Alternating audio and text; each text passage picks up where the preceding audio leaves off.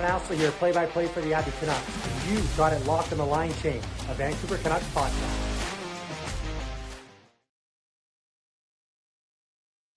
What's up, Canucks Nation? Welcome to the line change. Now, in this video, we're going to be talking about, obviously, should they do it? Should they not do it? We're going to go over the Teddy Blueger extension debate that, of course, is a hot topic right now, especially after the fact that he was not dealt at the deadline. And obviously, we heard the whispers about, the Canucks maybe considering a extension prior to the trade deadline. And, well, now it looks like that we are leaning in that direction. But, of course, the question remains, should they do it or should they not do it? We're going to weigh both options. Yes, I know I just did the 6-7 thing. But we are going to weigh both of those options, and we're going to have a little bit of a debate about it. We're actually going to look at an article that talks about this. And we're going to go by this article written by Stefan Roger from Canucks Army. I highly recommend reading it. And, if you want, on your own time. But obviously, we've used Stefan Roger's articles in the past, and he writes some great stuff. He has some great insights into this. So let's not waste any more time. Let's go ahead and dive right into it. I'm going to bring this up onto the screen. And here, let's do full blown so we can actually read it. But he goes on to say, but he basically goes on to say, when reports were made earlier in trade deadline week that the Vancouver Canucks were considering a post-deadline extension for pending UFA Teddy Blueger, some read it as a bit of negotiation gamemanship.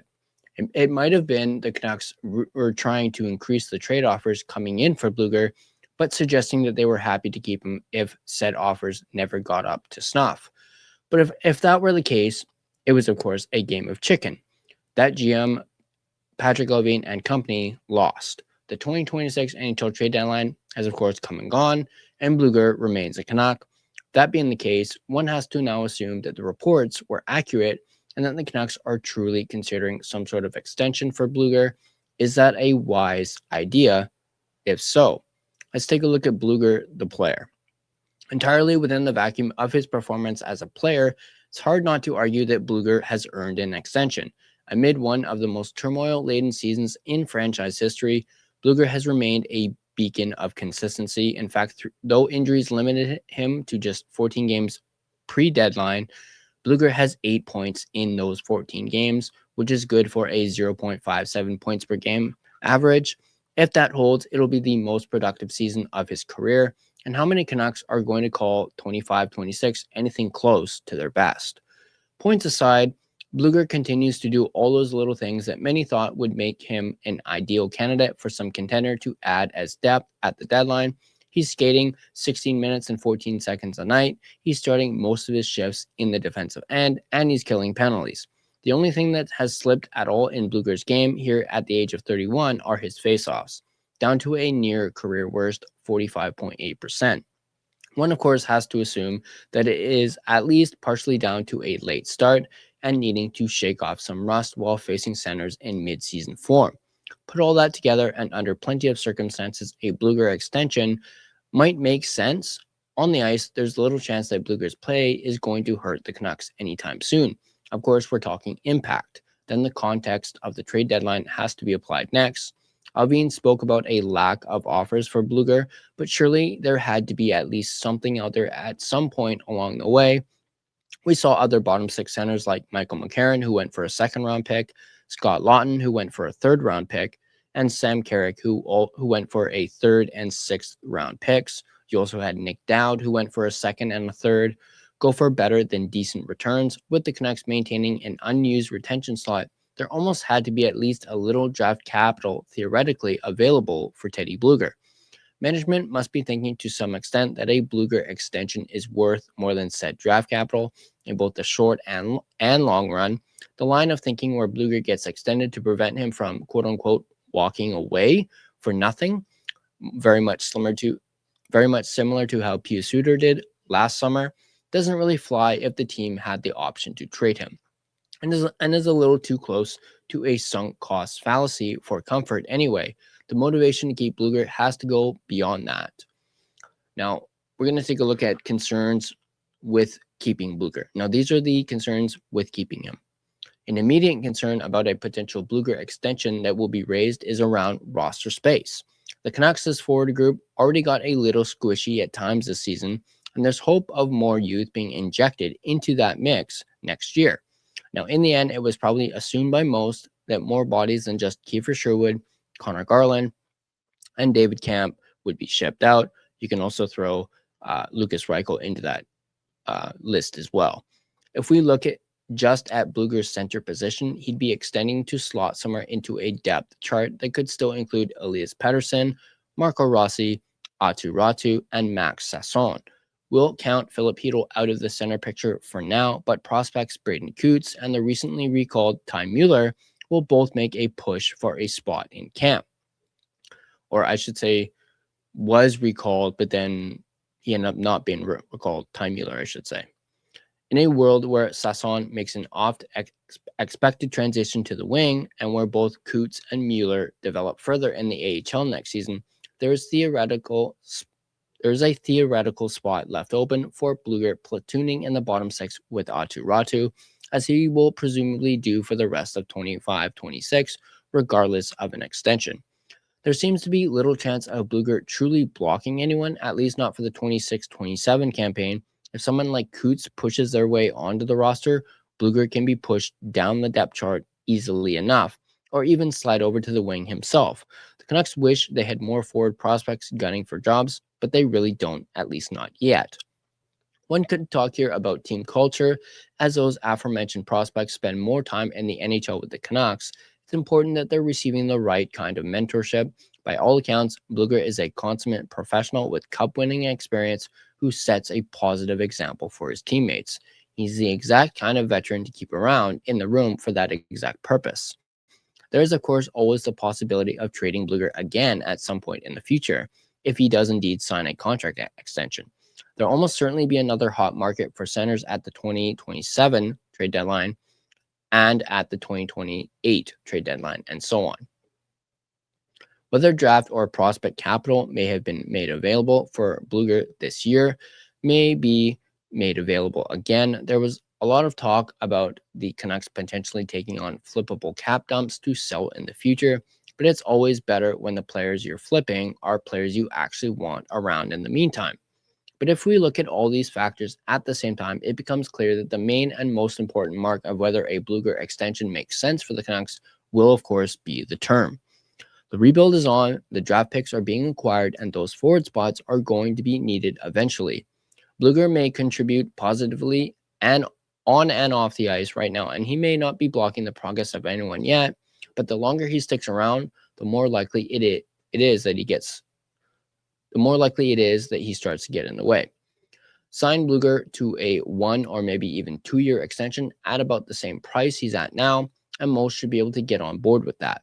Plan for him to be a good influence and a bit of a stabilizing force for the youngsters for another partial season or two, and then plan to cash in on him thereafter. Anything more than that, however, and the Canucks would be best to pursue other similar options that are available on short-term deals. Simply put, Vancouver's days of signing veterans to long-term contracts should be at an end here and at an end for a good long while. That's as true for Blueger as it is for anyone. So there you go. There's the article. Let me know what you guys think in the comments. I'm just going to chime in my 2 cents on this. I am in the same boat as Stephane Roger. I've already said, I believe it was in one of our recent post games, where I basically said, it has to be maximum 2 years. It cannot be any more than 2 years. You just can't go that far with him. And I feel as though, you can hopefully try and keep him at the same cap hit, which is $3.6 million he's making over the 2 years that he was here in Vancouver. That is, of course, total. So if they were to do a similar contract to that for the next 2 years at say 3.6 million, I mean, heck, if you want to, I don't know, make it 3.7 or 3.8, as long as it's under 4, I think you're okay. But keeping it at 3.6 million for the next 2 years, I think is doable. or heck, if he's willing to take a discount to stay, by all means, I'm all for that as well. But I want to know what you guys think. Let me know in the comment section down below. Is it a thumbs up for extending Teddy Blueger, or is it a thumbs down for extending Blueger? Let me know in the comment section down below.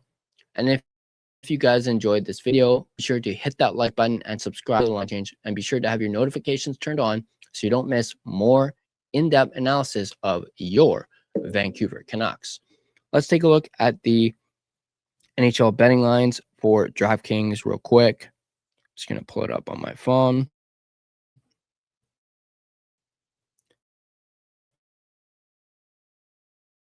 So the NHL betting lines for today, it is March 10th. So right now you have the Toronto Maple Leafs taking on the Montreal Canadiens. The Maple Leafs are at a plus 1.5 and a minus 175 on the puck line, and they're a plus 142 on the money line. The Montreal Canadiens are at a minus 1.5 or a plus 145 on the puck line, and a minus 170 on the money line. So go ahead, place your betting odds on the lineups, on the lines, and of course, as always, do keep in mind that these odds are subject to change, and of course, please play responsibly. And right now, I want to give a shout out and thank you to my sponsor, DraftKings Sportsbook, which is of course an official sports betting partner of the NHL. DraftKings Sportsbook, an official sports betting partner of the NHL, is built for the fastest game on ice. With player props and live betting, every shift, every shot, every save gives you options to get in on the game with DraftKings Sportsbook. New customers bet just $5, and if your bet wins, you get $300 in bonus bets instantly. Download the DraftKings Sportsbook app and use code THPN, that's code THPN, to turn $5 into $300 in bonus bets if your bet wins. In partnership with DraftKings, the crown is yours. Gambling problem? Call 1-800-GAMBLER. In New York, call 877-8-HOPE-NY or text HOPE-NY. In Connecticut, call 888-789-7777 or visit ccpg.org. On behalf of Boot Hill Casino in Kansas, wager tax pass-through may apply in Illinois, 21 plus in most states. Void in Ontario, restrictions apply. Bet must win to receive bonus bets, which will expire in 7 days. Minimum odds required. For additional terms and responsible gaming resources, see dkng.co/audio. This is a limited time offer. Copyright 2026 NHL, all rights reserved. This video has been a presentation of both DraftKings Sportsbook as well as the Hockey Podcast Network. Be sure to check out the network for your favorite podcast covering your favorite team at thehockeypodcastnetwork.com, the home of hockey podcasts, where it's every team, everywhere. Once again, drop your comments down below. Is it a yes or a no on a Teddy Blueger extension? I want to hear from you guys. Let me know in the comments. Go ahead. Yes or no, thumbs up, thumbs down. Do you think, him signing a maximum 2 years is good, is okay for you guys, and at the same cap hit that he's currently at? Let me know in the comments. Thanks for tuning in, and I'll catch you guys on the next line change.